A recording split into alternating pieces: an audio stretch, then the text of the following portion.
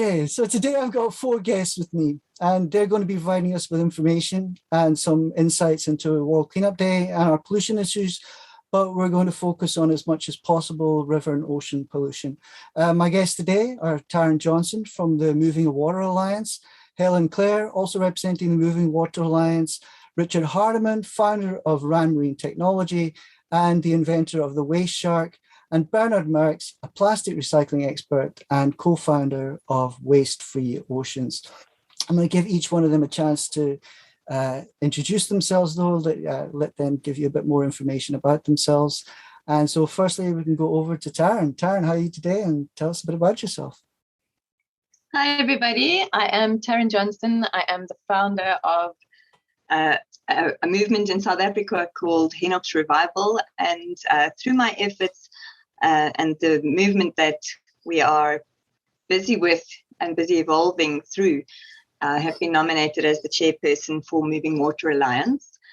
And the vision there is really to grow and expand throughout the globe to help more people do what I'm doing as an organization, and to work within their communities and to empower the impoverished and to get more people to be more actively involved, become active citizens and take part in cleaning up the environment where they are. Awesome. Thanks very much. Helen. Thank you, Tarryn, for starting the introduction on the Moving Water Alliance. That's really easy for me now. I came across the Moving Water Alliance indeed through my South African activities. So Tarryn went, however, pop up on my network to some point of time. And I was very impressed on all the efforts and actions she started on these cleanups and on the doing of cleaning the rivers. And also on the way she's doing that, a very professional way. And I decided that it has to be developed and enforced on a professional way with specific issues to be addressed, not just a couple of guys doing nice things in the water and picture at the end, but to really explain people the systematic way and the technique behind all this work. And because on the other side, I was myself starting to collect a little bit of floating things because I'm a sailor and I'm doing across different seas in Europe. And I started to just collect what I just passed through floating around me. So I thought that it had chances to become something bigger. Awesome. Thank you very much. All right, Richard. So, I'm Richard. I founded RanMarine Technology, which is a business focused on, and it is a business. I feel bad that we're not an NGO, but my particular want was that we've built a product that swims in the sort of local canals and waterways of cities and harbors and marinas, acts like a Roomba for collecting plastic out of the water. But we started as a business because we knew that we could force cities and force companies to pay for the cleanup. Once trash is out in the ocean, it's a little difficult to go and beg for money sometimes to go and clean it up. So I wanted a way to find a way to force a city or a government to clean up their water and essentially their citizens' waste. So we invented the Waste Shark, which is, as I say, it's a Roomba for water. It floats around, it gobbles up plastic. Basically, if you're familiar with Wally, the robot that went around on Earth and that moved and cleaned up Earth, we've got a Wally for water. So that's what we do. We're based in Rotterdam, originally from Cape Town, but came to Rotterdam in the Netherlands to set this business up. And we're in a number of countries around the world, and hopefully making some effort against the fight against plastic pollution, particularly in marine life. Thanks very much. Bernard?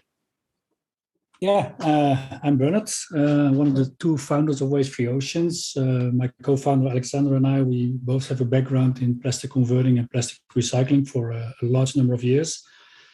And when I stepped down as chair of the European Plastic Recycler Association, my board member said, you need a new hobby because you're gonna bore yourself. And they said there is something floating in the oceans and in the waterways which needs attention. And I think that was by the end of 2010. So please use your experience to look at it. Waste Free Ocean was officially founded by us as a private foundation, not-for-profit, in early 2011. because it is a topic that goes far beyond the plastic industry. And we needed expertise from all sides to tackle this issue. One of the great ideas we had is we went to see the European Commissioner for Fishery. As you may know, fishing boats have quotas and therefore are not allowed to fish all through the year, which means that sometimes their capacity is idle in the ports.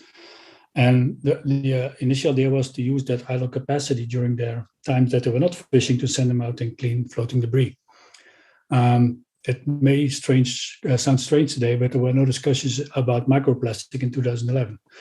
Today, it's in the news every day. So floating debris was the big issue. And what we did is a project called Fishing for Litter, which we revived. We didn't invent it, but we revived it to send out actively fishing boats and other vessels with trawls to clean certain areas. But of course, you need to look at the source of the problem and close the taps. So we went, of course, to look, where does the material come from? What type of material is it? And what can we still do with it when we take it out of the water? So one of the first projects already in 2011, which we produced, was the ocean bottle by Ecover, a detergent brand in Belgium. And this has been followed by many others. Where today there's a big discussion about rivers. I think in 2011, we already went into the rivers, because it was clear that the rivers are bringing waste into the seas and into the lakes and into the oceans. One of the longest running project we have is in the Danube. And together with local NGOs and a lot of local partners, just to give you some idea, we took out roughly 1.2 million bottles last year. And all of that has been converted into new products. And next to bottles, of course, all the other debris which we found. And to also work, being close to the Commission, also, of course, work on legislation. So in 2019, there's been legislation which had the basis of anti-litter measures. So this is it for the time being, and I'm pretty sure there will be other questions where we can dive into more details. Yeah, all right. So as I said, the podcast is very much about World Cleanup Day, the 18th September. But, what is it, or what does World Cleanup Day mean to you guys and your organization? But also just, that big question that's out there, how bad is it really? Thank you. I think we're quite excited about it. We've got some sort of in-house plans to go out and clean up. We're a bunch of engineers who I'm very lucky to work with 16 sort of guys and girls that come from all around the world that are very good at what they do, but very passionate about the environment. So for us, it's a chance to go out and play with our toys, basically. And we very rarely go out to go and actually clean up rubbish. Our customers do every day, but we get to test and we get to build. We don't actually go out and clean up other people's rubbish. So I think we're looking forward to that point of view, in that point of view, as sort of a collective team outing to go and do some good, which is exciting, and do some good with our products, which is equally exciting. To me personally, and probably I could speak for the group, for the company as well, that I think this kind of represents a day that puts a spotlight on what we're trying to achieve and what other people are doing around the world. We said earlier, 180 countries being involved. I mean, that's a massive clearing of house. Which is exciting. I'd love to see the results also collated afterwards and see what the world did to clean up our backyard. I'm quite excited about that. But I think it highlights the problem. And I, to be honest with you, yes, it is in the news all the time. And it's my worry is that we don't know how much of a problem it really is. I think we see it on a daily basis, potentially because we're right in the middle of it. I don't think the normal sort of population realizes how bad it is. And there's a lot of studies being done and there's a lot of cleanups being done. But my worry is that we don't know exactly how much is out there already in the oceans. And my fear is it's a lot more than we think it is. And I think that, I hope anyway, that this kind of a day puts a spotlight on what can be done to reduce the waste. We're not anti-plastic as a business. I think plastic is a great and useful tool. It's more how we dispose of that plastic. And I think the more people that are aware of the damage that's been done just by dropping a simple, I won't name brands, a simple plastic bottle, and then how it ends up, and it goes into a store. We're not sponsored. Well, no, yeah, absolutely. But I feel like I'm always picking on one products because it's easy. But just that journey of how a water bottle can go from being used for a minute and a half while you drink that water to where it ends up, sort of deep out in the ocean, in the middle of nowhere, and starts to be broken down into microplastic. I think people need to understand that journey more and not be so frivolous with, well, maybe it doesn't happen with this particular bottle. It happens with every bottle. If it's not recycled properly, it's a problem. So I think these kind of days, particularly the 18th, the whole world focused on it. I think it's magnificent, and I just hope it has the effect that it should have on people, and bringing attention to just how bad this problem actually is worldwide. Tarryn, I want to just bring it to you quickly. You had that, you started that organization, the Henops Revival, and got involved in cleaning up one of your local rivers. How do you feel this day is going to impact you and what you're doing, with Moving Water Alliance in mind, as well as, your own projects in mind as well? So World Cleanup Day is great because it brings a whole lot more people to the party, and it brings a lot of awareness to a lot of people that would ordinarily not be doing anything on any other day. World Cleanup Day gives them an invitation to join in somewhere. So that's why we would like to support other organizations who are hosting cleanups, promote them on social media, get more attendees and more people actively involved to see how it is. Because if you don't see it, if you're sitting in your office every day and you don't see it, you don't really necessarily realize how bad it is. And, from someone who's being on the ground and working at this, from the ground up, I see how bad it is. And I know that we don't have time. So I'm just throwing myself in there, hook, line and sinker, and I'm in as far as can be. So, as a support, I will obviously attend a cleanup, but I just won't be organizing myself, a Henops one, but there will be in, one of the tributaries, there will definitely be, I'll probably go to 2 or 3 different cleanups that will be happening on that day. But the reality is that we do not have time. We don't have time to waste to, sit and discuss or think about ideas. We literally have to all play our part, however that part may play out, whether it's through just conscious consumerism, buying things differently, and when you go to a cleanup, it kind of changes you as a consumer, because then you start to realize, like, oh, but I've picked up this in the river, and at the end of the day, we don't really go to the shops to buy that styrofoam tray or to buy that plastic packaging that it comes wrapped in, but we're left with no choice. That's how it's sold to us. And, so going to a cleanup of any measure will affect you as an individual, as a consumer, and help you make better choices. So it's something that I highly recommend each and every person does. I have a lot to add. Wow, how impressive. When I listen to Tarryn, she's doing so much, I'm so far away from that. World Cleanup Day, I'm spending a lot of my time working on the industrial side, to be honest, because water is not just environmental and plants. Water, you got a lot in the manufacturing, you got a lot in the production. You need water for cooling, you need water for recycling, you need water for process. Oh, and when I'm tired at home, I come back and I see on the internet, another World Day of whatever. Yeah. And when you think about it, there's a lot of causes that are important. There's a lot of issues to talk about. But think about the World Cleanup Day. There is one massive, amazing thing. It's a topic that is concerning everyone, not just a specific gender, not just a specific region, not just a specific age. It's the matter of everyone. As Richard mentioned, it's starting at home with cleaning your home, with putting the waste out or not putting it in, sorting it out or not, and doing it. So coming back to this World Cleanup Day, you think, okay, when you live on the coast, when you're maybe in holiday, you just realize how many things are floating, even in some nice beaches. But when you're back from work after 8 o'clock, you're not on the seashore. You know, the plastic issue in the ocean is something pretty far away, pretty something else's issue. I mean, you know that it is not well to some points, but it's, okay, something you'll do when you're old, something you'll do when you're on holiday, something you'll do when you maybe travel to any nice places on the beach, on the islands, and you realize, well, it's not so nice. And then when you look at those places, I've been doing that this summer, there's a lot of things floating. You realize a lot of people look with a disgust figure and face on that, are really shocked and think we should do something, but they're not doing nothing. And when you collect it yourself, then you got some interesting faces looking at you and say, actually, there's really a lot of things to be changed. And you're right, you got to do, but who will change this if not you?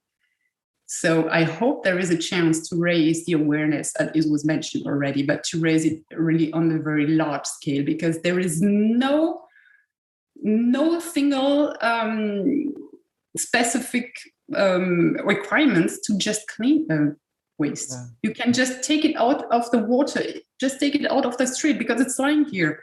That's where it starts. And then when you look at it, you see in the river, that's where it's going next. Yeah. And at the end, it's ending is what I mentioned. Yeah. So we got this stuff going along the Rhine River. And so when you're France and Germany, you can say hi to this. And then you look at it pass through until it ends up in the Netherlands with Merkx. Yes, of course. And that's the way of just issue forwarding today. And this is a huge cultural attitude that has to be changed. So that's why I had a lot of more to add. I grew up surfing. And one of the things that I started to notice over the years as well was, I'd be out there sitting in the ocean and like some plastic ice lolly papers would start floating past me and little bits of plastic bags and things like that. Guys, at one stage I was coming out of the ocean and I looked like some kind of plastic scarecrow, because I'd literally taken bits of plastic that I'd found floating past me and I'd shoved them into my wetsuit. This kind of thing, because I couldn't do it. I couldn't, just watch this stuff float past, and at the same time being on beaches, just sitting there and the wind gets up, especially in places like Cape Town, the wind would get up and the next thing you know, there's rubbish blowing everywhere and people just watching it blow by, like it's somebody else's job. Bernard, in terms of where you're coming from, with your organization, how does this day impact you? What do you hope to get out of it? The answer is not so obvious. Sure. I think all the other speakers already said it. I think we need it 365 days a year, 24/7. But we have to look at the sources. We have to look at it and at structural changes, which of course is a bit boring, but I think that's what's needed. The good thing about previous cleanups is that people gather data, and this data have led to kind of top 10 and top 20 or top 30 most littered items. And as you may know, your commission has made a single-use plastic directive based on the top 30 most littered items.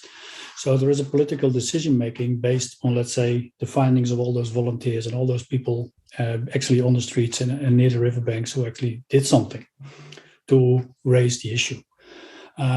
What we're often contacted by other NGOs because there are a lot of NGOs. Already in my home country, the Netherlands, I could think about 200 or 300 NGOs dealing with this issue. So it's a fragmented group of people, but all full of energy and all full of inspiration, all full of enthusiasm to make a change.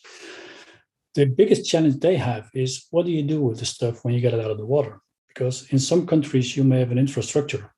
In some countries, you just put it on the nearest landfill, where after the next rainfall, it's back in the rivers. So you have to also look at beyond, let's say, the reason of those products being where they are.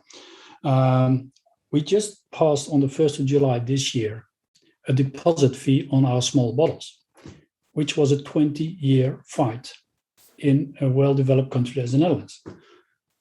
The lobby of the retailers, the lobby of some other users has been very strong and has delayed these kind of very effective tools to prevent litter. What we also saw when digging through all the piles of data is that we see a lot of landfills are based very close to rivers. because the soil and the land is very cheap. It is not good to build houses. So municipalities have used these places to dump litter. And then, of course, I think, Tarryn, you mentioned you've got tides, you've got rain seasons, and the stuff is out there. In recent weeks, the Netherlands, Belgium, and especially Germany have been touched by heavy rainfall in the Maas. With a lot of people drowned, which was a catastrophe. But if you look what kind of waste came down the Maas and the Rhine just after that, it is amazing. And it's easy to point to countries which have little infrastructure and little waste management. We always do cleanups also in my home country, the Netherlands. We have, well, infrastructure. We are a rich country. We have everything. We have an educated population. And in the city heart of Rotterdam, I think you can see that, Richard, we take out thousands of pieces of litter. So it's not only the underdeveloped countries, it is especially also our countries, our consumption patterns. I was in Copenhagen to give a presentation a few years ago to the Danish Parliament. And I was sitting in a hotel not too far away, just to the riverside and to the port side. And I had to cross a small bridge to go into this hotel. And then they said, we wish you very much welcome. I said, I don't feel welcome. Have you seen what is floating around your hotel? And then he said, yeah, there was a festival yesterday. Yeah, that's okay. But what are you doing to be, you're part of that? I mean, it's your neighborhood. It's not my neighborhood, it's your neighborhood. So what did you do with it? No, nothing. We can't do anything. It's the city. And then I started to walk around the river, the ports, and then you saw that all the waste bins were full. And that people have put waste actually next to the waste bin because they couldn't put it into the waste bin. What you also saw is that there was deposit on cans and on bottles, and all the cans and bottles that had a value were not part of the waste. Because somebody picked them up and brought them back. What was part of the waste was the packaging of some hamburger chains and some pizza chains and some other products which didn't have any value. So the thing about preventing waste is putting a kind of value to the people so that you don't feel the necessity to drop it. Part of it, it's education. I mean, some of us have kids, if not all. You have to train them that littering something is not normal. Even an apple, even a banana, you don't throw it out of a window. If you go to the beach with your case full of products, you can take all the packaging and everything back home and dispose of it correctly. So there's an educational thing, yes. There is a marketing thing also for the brands. There is an industry need. There is a need for over-packaging and over-consumption. But we have to be more clever. And there is a huge need for better infrastructure in all those other countries. The technologies are there to deal with most of the issues, but we just have to implement it. And this is a huge missing link. There's no money available to actually make it happen. And then you have all those thousands and hundred thousands of volunteers working day and night to do their best to make a little change. But we have to go faster. I'm hearing that there are things that I can do, but then I'm also hearing that there are like things in my way. You know, what kind of things like do need to happen? What can we actually do? And I'm not just talking about putting it in recycling bins. Does this mean that people need to be more vocal in addressing governments? I mean, you know, you've got your Extinction Rebellions and things like that, but you know, we're sitting with a mindset issue, and to change people's mindsets is a very, very interesting thing, because as we've seen with COVID, it's 100% doable. You can change everybody's minds within a week, and everybody can be wearing a mask, sanitizing, and doing everything if the right amount of attention and you know, if it's broadcast over all the platforms with as much power at play. This thing is something that we can turn around within a week. However, we're not sitting with that situation. Nobody's going to wave a magic wand. And you know, I've sat and, you know, like Bernard said, this is not a rich or a poor issue. I have been standing on the riverbanks with a wealthy man, and you know, in our conversation about how bad the river is and everything, he takes his cigarette and he flicks it into the river in front of me. And I looked at him and I was like, what are you doing? You did that now in front of me. And he looked and he said, that little bit is the smallest thing in this river. And I thought, oh my soul. It is exactly that mindset which has led us to be in the situation that we are in, because there's now billions of people who think that their little bit doesn't make it any worse. Well, if we had billions of people thinking that, or being more conscious of what they do with their little bit, it would certainly make it better. But it's about getting the message across and about that, making that internal change about what can I do? What can I, in my capacity, do to help the situation? And unfortunately, it's not a thing that you can really understand fully from, a bird's eye view. If you're looking at it and you're in the thick of it, you see it more realistically, and then you realize how little time we actually have and how urgently we really need to act. So while education is a great thing, and it's a very necessary thing, it's a slow thing. So it's a process. So what we've got envisioned, obviously, pending funds, if they become available for certain projects, we would use them to implement incentivized recycling points, and where people can come and immediately get a reward for their recyclables, like be it airtime on there or data on their cell phones and that type of thing. So there's an instant reward for your 2, 3 or 4 kilometer walk that you need to do in order to exchange your goods. And then also to minimize the amount of organic waste that's going into the rivers and just rotting. We want to implement composting and vegetable gardens where people can exchange their organic waste for grown fruit and veg. So, those are the ideas that we've kind of got going forward. But I think there has to be an immediate reward in order to get fast action. So that's kind of the route that we are looking to go towards, as from our side. But obviously, all these things do take time to implement. But that is the vision. I think there's a lot that comes from having the political will a lot as well, because I think what you're doing is incredible. But unless you have a political, and this is why we try and force.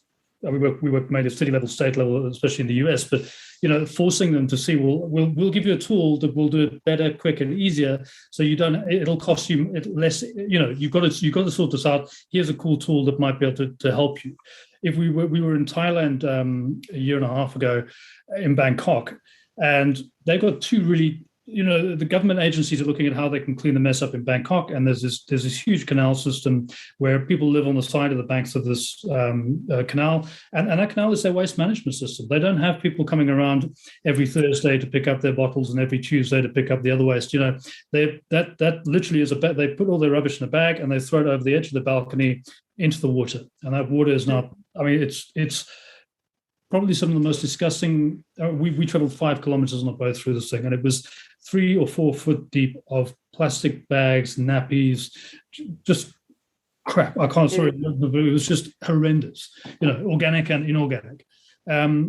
Now they're sending guys in with boats to take it out every day, but they're doing it not because it's a good thing to remove the plastic. They're doing it because it's fouling up the city system, and that costs them money. So there's a commercial problem for them. They're not addressing it at a plastic pollution level. They're addressing it because it's a problem. Then we went to Rayong, which is further out, but it's a tourist problem. Now they've got all these tourists flocking to this beach area, but there's all this rubbish, and now they want to clean it up because it doesn't look good for the tourists. But nobody's addressing it from a plastic problem. If we could just reduce the amount of plastic that we have, or recycle more, or educate the population, and stop that plastic getting in the water in the first place, you wouldn't have either of these problems, fouling up of canals or embarrassed city officials with tourists. But no one's addressing it from that point of view. They're addressing the end problem and not right at the systemic problem that's happening. every 2 or 3 months there's a big flood in Durban Harbour. Everyone moans about it. It makes the news, but no one goes up the rivers and goes, how can we solve this problem before that rubbish is washed down?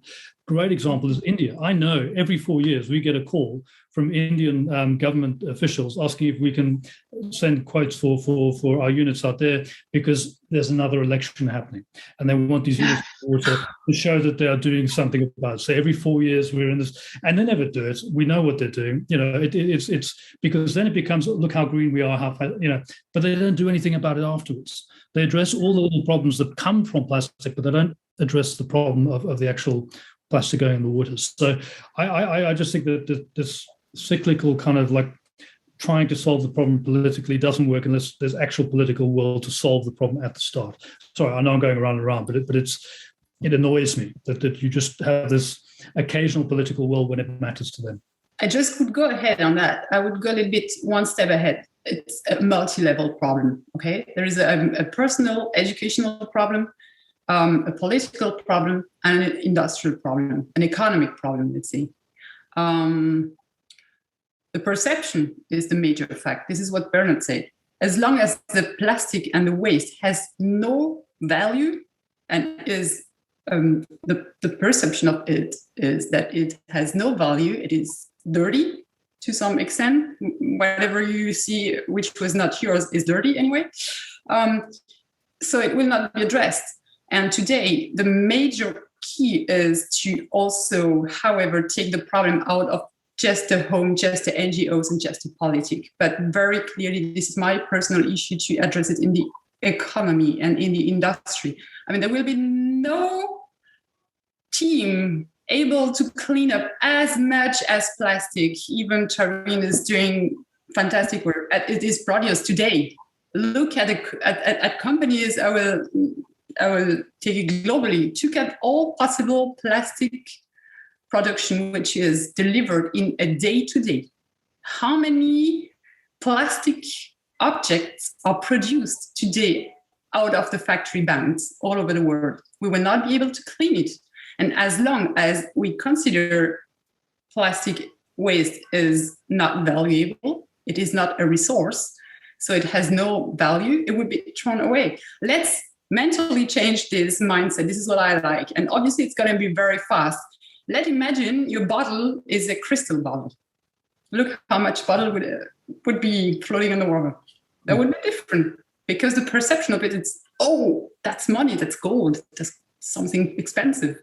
And as long as we don't change it, as long as we don't close the loop of the so-called circular economy, I don't know how we will manage. So maybe there will be time to make things clear because there is a quantity that is produced today, every day. I mean, we're already floating in all this waste, but we are producing each hour, each minute, millions of tons more than what is already in the environment today. So this is what has to be addressed in the I would go very honestly, I would go to Davos, I would go to all G summit you can imagine with big investment pact on this. This has to be changed. Can it be waste has no value? Nothing has no value on Earth. And Earth is not an unlimited resource reserve.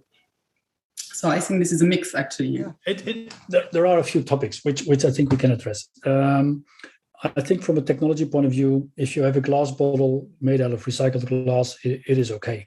We have the same technology to go from a PET bottle to a PET bottle with 100% recycled PET. Why is this not accepted by the market? Yeah, you can do refills instead of one way. Yeah, so it's not a matter of technology; it's a matter of choices of some brands. And all of those brands are in Davos, telling you how beautiful the world is. So there are some other issues. One is shareholder value. So there is a need to change the financial market. We see, for example, in the Netherlands that the pension funds put pressure on our dear friends from Royal Shell to change course in the oil production. So you see those trends coming. There's another one. If you replace virgin plastic by recycled plastic, you save CO2 emission in the area of 30 to 80%. This has no value. So we need to get a system of carbon credits. There is a European law, and I'm pretty sure in other parts of the world there are similar things, the polluter pays. So if you are not making it easy for people in between to actually make that change because of an economic factor, then you have to create the economic factors. And it's not taxation. Taxation doesn't work. Taxation is, okay, I punish you, and then you just put the tax down the stream. So it's in the end the consumer. You have to be more clever. And I agree with Richard, you need brave politicians. Fortunately, in Europe, we have a few at the moment. Yeah, and hopefully also in other parts of the world, there are signals of hope, but it's a long way. And the lobby powers of some international companies is huge. If you bring any product in the market, you should be kind of liable for the end of life of at least, and you have to go to a circular product. You have to go to design, but that has to be done sometimes by legislation because it's not done voluntarily. But then you have to stimulate it. You also have to award the front runners. There are front runners. Yeah. When we started to work and thinking about the idea to use the fishing fleet of Europe or parts of that to clean up the material, we came for the first time ever into contact with fishermen. I came to a port and I started to realize how much plastic, you couldn't imagine that, how much plastic is in the maritime industry. Look, just the fishing gear and ropes. I mean, I was working 20 years in the plastic recycling and plastic converting industry. I was not so much aware that a fishing gear was made out of plastic. So it's even also within the industry, sometimes you're blind of things. While looking at this issue and talking to those people, you started to understand that they had an issue. They didn't know what to do with the nets because nobody wanted them back, which ended up in 2 recycling plants in Europe. One is based in Slovenia, Aquafil, and the other one is based in Denmark, Plastics, in which I'm involved, to recycle fishing gear and ropes. And we actually last 2 to 3 months ago, we managed to go from rope to rope. So the technologies are there. We can close the loops. There is legislation now in Europe to start pushing that. It will become valid in 2025. It's too late. Yeah, and that's Europe. Then we have Africa, we have the Americas, we have Asia. Yeah, so there is a long way to go. It's not a lack of technology. It's a lack of brave industrial leadership, and it's a lack of brave politicians. And you need the NGO world to wake them up. You need social media to wake them up.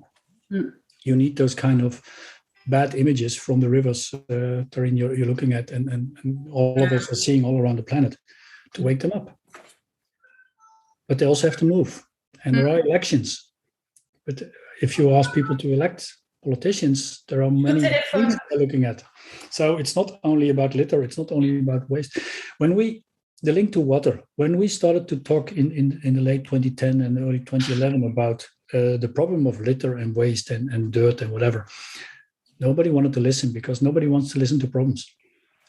When we started to explain that there is a need for clean water, everybody understands because you drink water every day. So we started to change our stories that we were looking for opportunities to get clean waters all around the world. Obviously, clean water means no litter, means no medications, means no whatever. Yeah, needs sewage systems, and then you got into a kind of more positive debate. It was less aggressive. It was differently. It was different people came to the table. The water management companies came to the table. So it was not only the industry. It was not only the brands. You got other people. You got academia and universities to the table with their knowledge.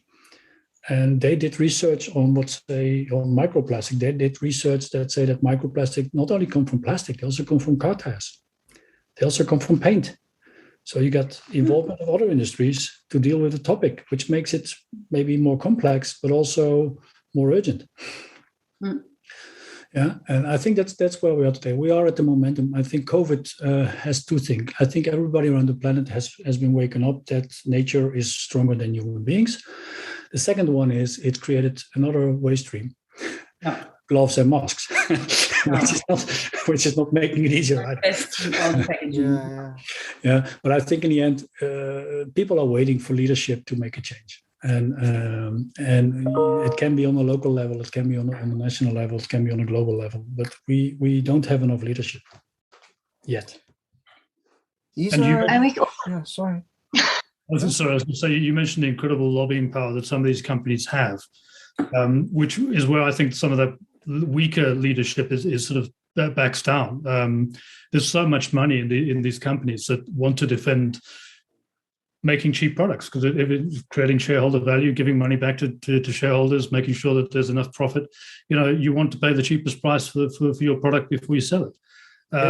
Yes and no, Richard. I had the opportunity to meet with some of those larger shareholders in some of those big companies, just on a coffee break, whatever. And I said, so what's the value of your nappy company when you have to take back all the nappies on the planet?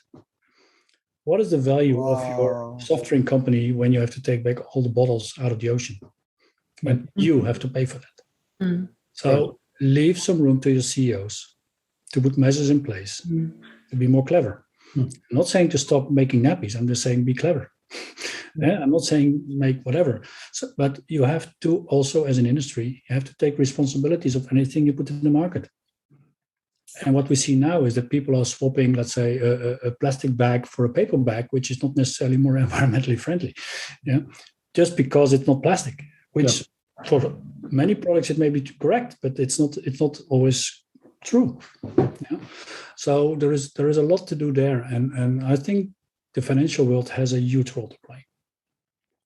We asked, you're also based in Rotterdam. The Netherlands, we only have 400 or 500 fishing boats. So, it's not huge. They're all financed by 2 banks. So I approached those banks and I said, listen, if those boats would sign up to a program like Fishing for Litter, could you give them some benefit on let's say, the interest rates? And those who are not there, just put them 2% up or 1% or 0.1, whatever. Unacceptable. So the financial world also has a huge role to play in this change management. We see banks like there are a few banks now going into, let's say, the more sustainable world and other types of investments. They have a huge role to play. The financial world has a critical card in its hand.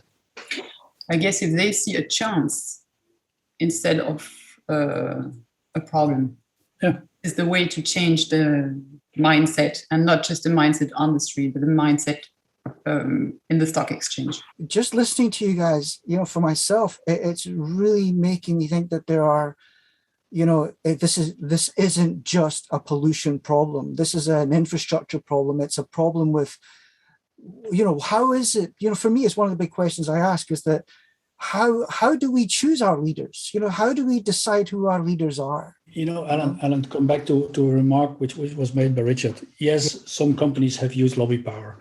But you don't have to be religious to know the story about David and Goliath. It wasn't the big guy who won. You just have to be stubborn and have a long... Every person on the planet can be part of a change. Help gather data. Stop throwing away things yourself. Clean up everything you see, whatever. Just start around your house. Start around your school. But collect data. There are apps. We are using apps. Make a picture of what you have. And those data are being put in a database, which gives indirectly a huge political power. If you just clean it up, you have a good feeling, but the next day it's there again and nobody knows it. So you have to record data. You have to make movies. We did learning by doing. We're not as bright as anybody else. We also got into contact with people who had those technologies.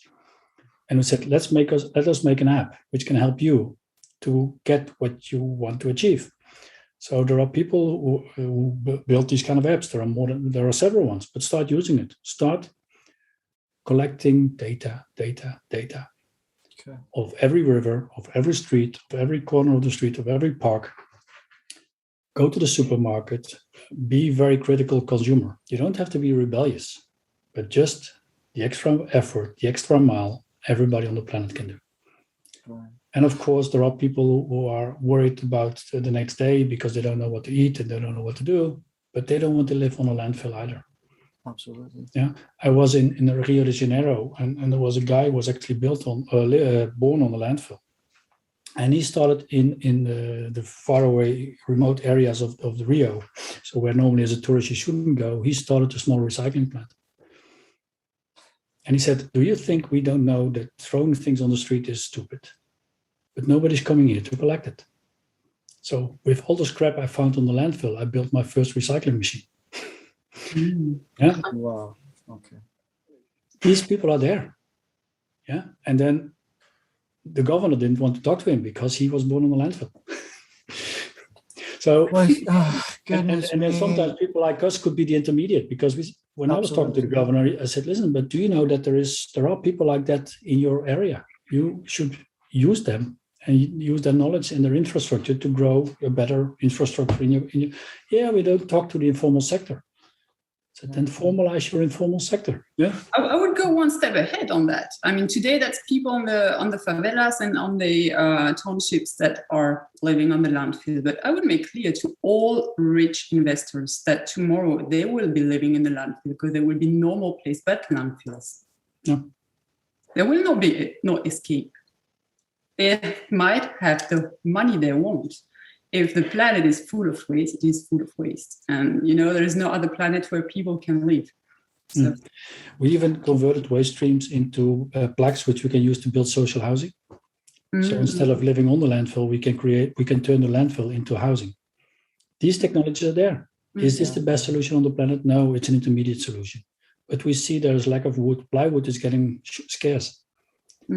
We can make alternative materials from all the waste stream they're sitting on. We can then create jobs. We can give them a better living. When there's a job, when there's a factory, we can have a school next to it. It's not lack of technology. It's lack of bringing the forces together to make it happen.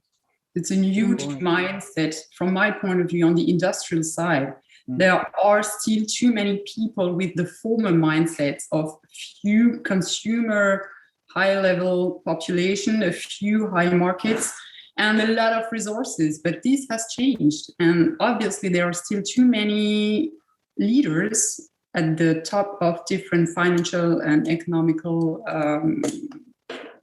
strategic points that do not have integrated that new situation. I mean, it has changed. It doesn't mean that the past was everything bad, but the point is today things have changed. Today, that's 7 billion people on Earth.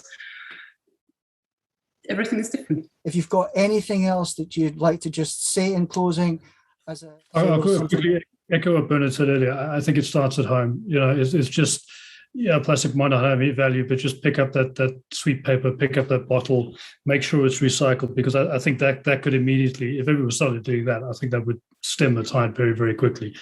And secondly, I would say put us out of business. I keep saying this to our shareholders. If we did our job right, and we cleaned up as much trash as we want to, and people bought our products, we would be out of business because there shouldn't be any trash to pick up. So, our shareholders always tell me to stop saying that because it sounds clear, but it's not. I genuinely mean it. My business should not exist in this world, but it does. And the reason it does is because we're not very good at cleaning up our waste. So, it's like I said, put us out of business. You won't make my shareholders happy, but the world will be a lot better place. So I made a couple of notes while everyone else was speaking just now, and there's a few pointers that just came to mind. Number one, this is not a 5-year business plan or a 10-year business plan. We are realistically looking at a 500 to 800 year business plan. If you consider the amount of time that plastic takes to biodegrade or just become nothing again because of all the microplastics, to completely rid ourselves of plastic, if we would have started yesterday, we would still be looking at a minimum of 400 years to be completely rid of plastic. And, that's including the microplastics.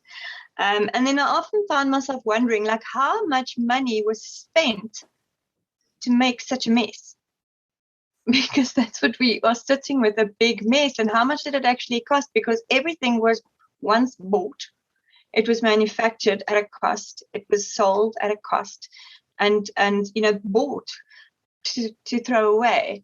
In some instances, obviously, and we have to realize that nothing leaves this planet.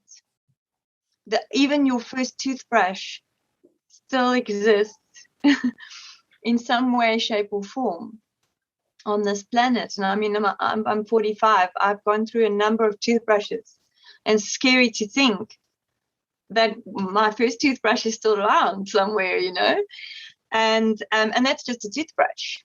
So I always ask people just to pause and reflect, because the state of our rivers and the state of our water is a direct reflection of our disconnection to ourselves, because we are beings made up of mostly water.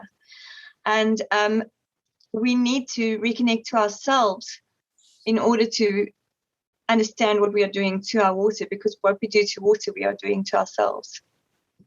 So we need to be the change. We need to step up and make a big noise about this. We need to really challenge everybody to do the same and to look out for themselves, because that's what we do. We're only looking out for ourselves.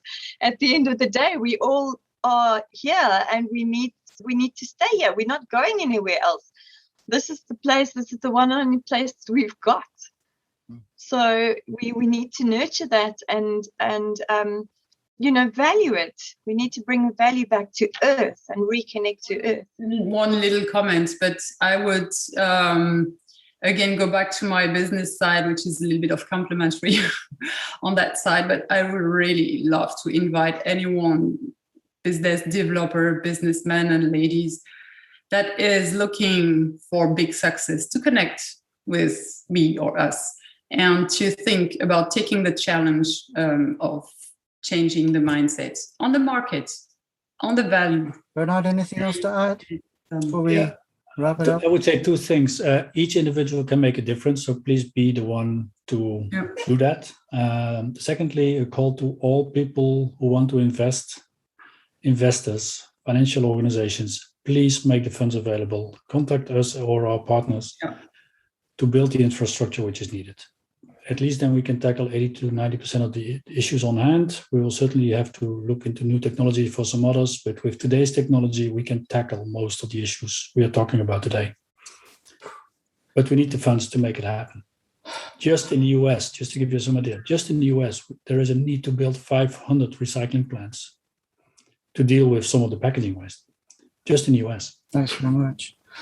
Well, I think conversations like this, from what I've heard today, it's been, a really, like I said, I don't feel like there was enough time. I feel like this could, be really valuable as an extended conversation. That's what it's about. It's like we can't wait for the politicians to put their timestamp on it and go 2050, because that means, that gives us how many elections, this kind of thing, again, I'm hearing from all of you that, we need to get involved. We need to, and I think this has been a bigger issue as well, is that, human beings, we've kind of just thought, well, it's not my job, this kind of thing. But I think the planet is our job, like the World Cleanup Day is all about, there is no planet B. There are other beings on this planet as well, and we really need to start, making changes and making a difference. And it's been really constructive talking to you guys. If you guys are out there and, World Cleanup Day, do something, get involved, man, there's hope, and we can all do something if we just work together. And so guys, it's been an amazing conversation for me. I hope you guys have enjoyed it as well, and just, sharing your information and just connecting with one another, which is what the podcast was about, which is what Moving Water Alliance is about, which is what TPC is about, which is all of that stuff, the planet calls. And we need to listen. Thanks very much, guys. I appreciate it so much. Thank you for having us. Yeah. Awesome.